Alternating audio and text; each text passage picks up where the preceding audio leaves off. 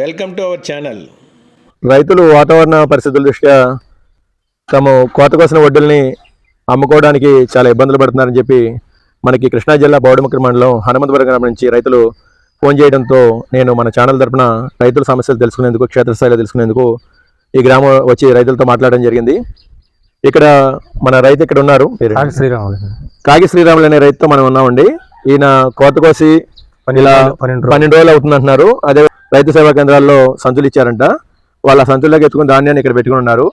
ఎందుకు తరలించలేదంటే కారణం వాళ్ళు చెప్పేది ఏంటంటే, స్థానికంగా ఉన్న మిల్లర్లు కానీ అధికారులు కానీ మమ్మల్ని పట్టించుకోవట్లేదండి. మాకు దానివల్ల మేము పెట్టుబడులు పెట్టి కోత కోసి వాతావరణం సహకరించిన పరిస్థితిలో ఈ విధంగా ఉండాల్సి వస్తుందని బాధపడుతున్నారు. మన కూటమి ప్రభుత్వంలోని నాయకులు రైతులకి అన్ని విధాలు సహకరించమని చెప్పి మిల్లర్లను కోరుతున్నారు. అదేవిధంగా అధికారులను కూడా ఆదేశిస్తూ ఉన్నారు.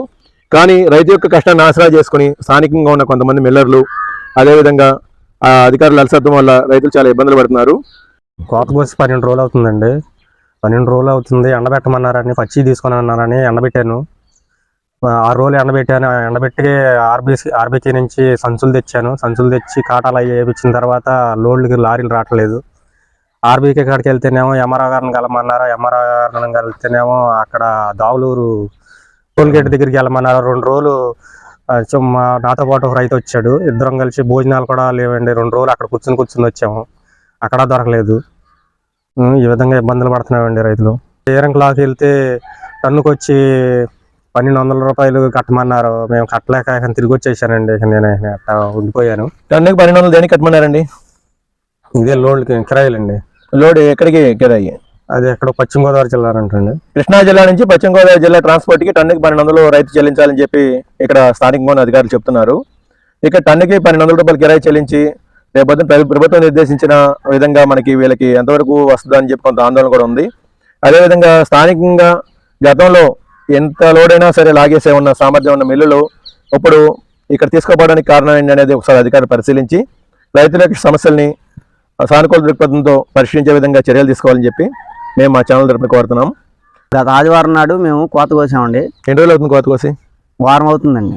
వారం అవుతుంది కోసాము. పచ్చొడ్డు తీసుకోవట్లేదు, పర్సంటేజ్ కావాలన్నారని ఆరబెట్టడం జరిగింది. ఎన్ని రోజులు ఆరబెట్టారు? 6 రోజులు ఆరబెట్టామండి. రైతు సేవా కేంద్రంలో ఎంత పర్సంటేజ్ చెప్పారు? పర్సంటేజ్ వచ్చేసరికి 20 చెప్పారండి. సరే సంచులు ఇచ్చారు, సంచుల్లోకి ఎత్తాము. తీరా సంచుల్లోకి ఎత్తిన తర్వాత ఈ ట్రావెలింగ్ చేయడానికి లారీలు అవి రావట్లేదు, మీరు దావులూరు టోల్గేట్ దగ్గరికి వెళ్ళండి, అక్కడ ఆర్టీఓ గారు లారీలు నాపి మీకు ఇచ్చి పంపిస్తున్నారు, అక్కడికి వెళ్ళి లారీలు తీసుకొచ్చండి అని చెప్పారు.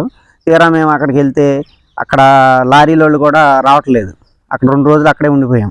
2 రోజులు ఉండిపోయిన తర్వాత వచ్చేసాం. ఇంకా మా వాళ్ళ కాక వచ్చేసి పైన వాతావరణం బాగోలేదని సంచులు ఉన్నాయని మామూలుగా జాగ్రత్త చేసుకున్నాము.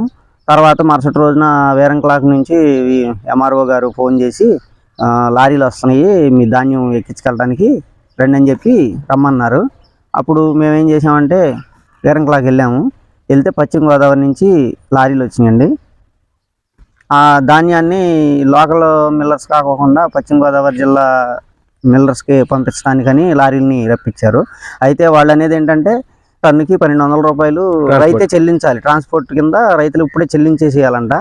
టన్నుకి 1200 కాడికి అవి ఇచ్చేసేసి మన డ్రైవర్లకి ఇచ్చి పంపించేసేయాలని చెప్పారు. ఇప్పుడు వర్షాకాలం ఇవన్నీ పంటలకు తట్టుకుని అప్పులు పెట్టుకుని వ్యవసాయం చేసి పెట్టుబడులు పెట్టి మళ్ళీ ఇప్పుడు అంత డబ్బులు పెట్టుబడి పెట్టి మళ్ళీ ట్రాన్స్పోర్ట్కి మేమే ఇచ్చి పంపించేటట్టు అయితే ఇంకా రైతు ఏం చేయగలుగుతాడు? అసలు రైతు పరిస్థితి ఏంటి? ప్రజల గొంతు మీరు వినాలి అన్నా, మీ గొంతు ప్రజలకు వినిపించాలి అన్నా, స్థానికంగా మీరు ఎదుర్కొంటున్న సమస్యలను అధికారులు మరియు ప్రజాప్రతినిధుల దృష్టికి తీసుకువెళ్లేందుకు పీపుల్స్ వాయిస్ రాజా యూట్యూబ్ ఛానల్ మీకు తోడుగా ఉంటుంది. Thanks for watching. For more interesting updates please subscribe my channel.